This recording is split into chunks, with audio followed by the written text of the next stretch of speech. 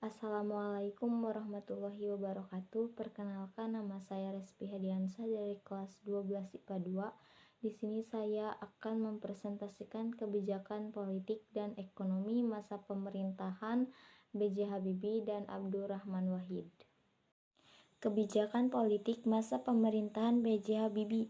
1. Pembebasan tahanan politik. 2. Kebebasan pers. 3. Pelaksanaan referendum kemerdekaan Timor Leste. 4. Penyelenggaraan pemilu bebas dan demokratis. 5. Pelaksanaan otonomi daerah. Pembebasan tahanan politik. Pada masa kepemimpinannya, B.J. Habibie banyak memberikan amnesti, abolusi, dan agar-gerasi kepada para tahanan politik.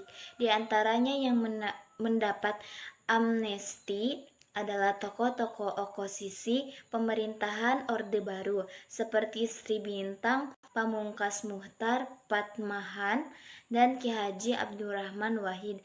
Hal ini dilakukan untuk menegakkan HAM di Indonesia dan mengangkat legitimasi beliau di mata masyarakat, baik dalam maupun luar negeri. Kebijakan tersebut mendapat apresiasi dari dunia internasional. 4. Penyelenggaraan pemilu bebas dan demokratis. Ketika menjabat sebagai Presiden, B.J. Habibie menerbitkan Undang-Undang Nomor 2 Tahun 1999 tentang partai politik. Undang-undang ini memberikan kebebasan bagi warga negara Indonesia mendirikan partai setelah sebelumnya di zaman Orde Baru hanya ada 3 partai yang diakui, yaitu PPP, Golkar, dan PDI. Setelah terbitnya undang-undang, kini telah lahir 48 partai baru yang kemudian menjadi peserta pemilu legislatif tahun 1999. B.J. Habibie juga menerbitkan Undang-Undang Nomor 3 Tahun 1999 tentang pemilu. Undang-undang ini menjadi dasar diselenggarakannya pemilu legislatif tahun 1999. Pemilu ini dianggap pemilu legislatif terbatas dan terdemokratis setelah pemilu 1955. 5. Pelaksanaan otonomi daerah. B.J. Habibie merubah sistem sentralisasi yang dianut Indonesia pada zaman Orde Baru menjadi sistem desentralisasi dengan menerbitkan Undang-Undang Nomor 22 Tahun 1999 tentang pemerintahan daerah. Undang-undang ini menandai berlakunya otonomi daerah. Kebijakan ini mampu meredakan isu-isu tentang desintegrasi yang telah muncul sejak zaman Orde Baru. Kebijakan ekonomi pada masa pemerintahan B.J. Habibie diantaranya: 1. Selamatkan Republik Indonesia dari krisis moneter 1998. 2. Bawa rupiah ke Rp6.500 per USD. 3. Reformasi ekonomi sektor industri. 4. Berusaha lepas dari jeratan hutang IMF. 5. Pulihkan sejumlah bank yang nyaris bangkrut. 1. Selamatkan RI dari krisis moneter 1998. Pada saat itu, perekonomian di Indonesia sedang mengalami krisis moneter. Apa itu krisis moneter? Krisis moneter adalah krisis yang berhubungan dengan keuangan suatu negara, dan B.J. Habibie ini berhasil mengeluarkan negara Indonesia dari krisis moneter dan juga berhasil menerapkan independensi Bank Indonesia untuk menjaga kondisi moneter domestik dan juga terutama untuk menjaga kondisi perekonomian pasca krisis moneter tahun 1998. 2. Bawa rupiah ke Rp6.500 per USD.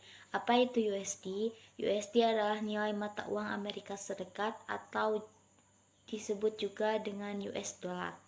Nah, Habibie ini sempat dikenal karena berhasil memangkas nilai tukar rupiah yang sempat melonjak tinggi sebesar Rp15.000 per USD hingga menjadi Rp6.500 per USD. Penyebabnya adalah karena Habibie konsisten dalam kebijakan keuangan. Ia juga sempat membuka sistem terbuka untuk valuta asing. 3. Reformasi ekonomi sektor industri. Nah, Habibie juga sempat ikut berkontribusi munculnya dua undang-undang penting, yaitu tentang perekonomian, diantaranya 1. Undang-Undang Nomor 5 Tahun 1999 tentang larangan praktik monopoli dan persaingan dagangan yang tidak sehat. 2. Undang-Undang Nomor 8 Tahun 1999 tentang perlindungan konsumen. 4.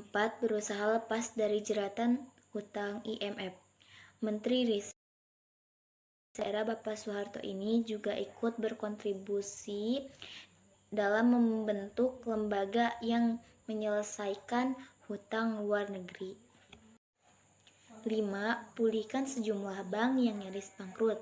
Pada saat itu, Bapak B.J. Habibie juga ikut terlibat dalam menyehatkan bank yang bangkrut akibat terlilit hutang dan likuiditas yang ketat. Peran B.J. Habibie pun terlibat oleh BPPN. Kemudian lembaga ini bertugas dalam menyehatkan perbankan nasional. Kebijakan politik masa pemerintahan Abdurrahman Wahid diantaranya 1. Memisahkan TNI dengan Polri. 2. Membubarkan Departemen Penerangan dan Sosial. 3. Mengganti nama Irian Jaya menjadi Papua. 4. Mengakui Konghucu dan menjadikan Imlek sebagai libur nasional. 4. Mencabut larangan terhadap PKI dan penyebaran Marxisme dan Leninisme. 6. Menerapkan otonomi daerah. 2. Membubarkan Departemen Penerangan dan Departemen Sosial.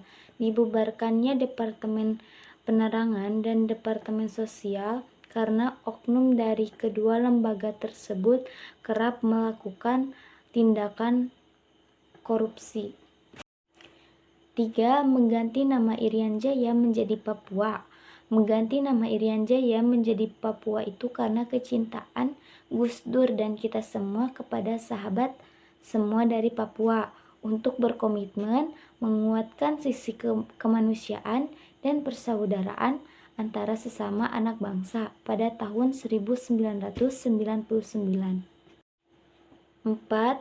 Mengakui Konghucu dan menjadikan Imlek sebagai libur nasional, yaitu karena menurut Gus Dur, toleransi memberikan kontribusi yang besar dalam pengembangan kehidupan beragama.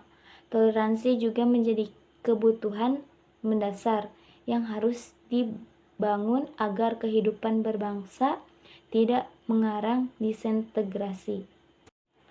5. Mencabut larangan terhadap PKI dan penyebaran Marxisme dan Leninisme. Karena alasan Gus Dur mencabut TAP MPR adalah untuk melakukan rekonsiliasi sementara. Landasan rekonsiliasinya adalah Pancasila dan konstitusinya yaitu Undang-Undang 1945. Jadi, TAP MPR nomor 25 tahun 1966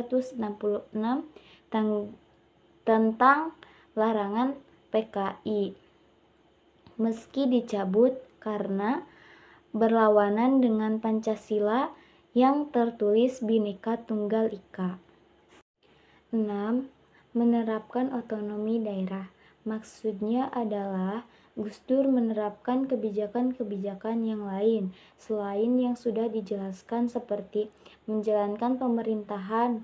Gus Dur sering melakukan kerjasama dengan negara-negara lain seperti mengunjungi negara-negara anggota ASEAN ke Swiss, mengunjungi Forum Ekonomi Dunia, mengunjungi Afrika Selatan dan Guba untuk mengunjungi pertemuan G77 dan masih banyak lagi negara yang didatanginya. Kebijakan ekonomi masa pemerintahan Abdurrahman Wahid diantaranya 1. Buruknya hubungan IMF dengan Indonesia. 2. Rekonsiliasi dengan lembaga internasional atau IMF, Bank Indonesia. 3. Banyaknya investor asing mencabut investasinya di Indonesia. Kebijakan ekonomi yang pertama yaitu buruknya hubungan IMF dengan Indonesia.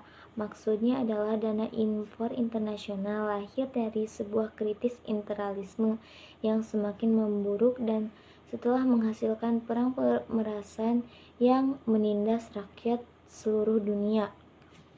Kerangka kerjasama ekonomi diancam untuk menghindari terulangnya kebijakan ekonomi buruk yang mengakibatkan depresi di tahun 1930. Yang kedua yaitu rekonsiliasi dengan lembaga internasional atau IMF, Bank Dunia. IMF beralih untuk kegunaan lain. Dilihat IMF pembentukan diakuasinya pada tanggal 22 Juli tahun 1946 pada 71 tahun yang lalu. Dan terakhir yaitu banyaknya investor asing mencabut investasinya di Indonesia.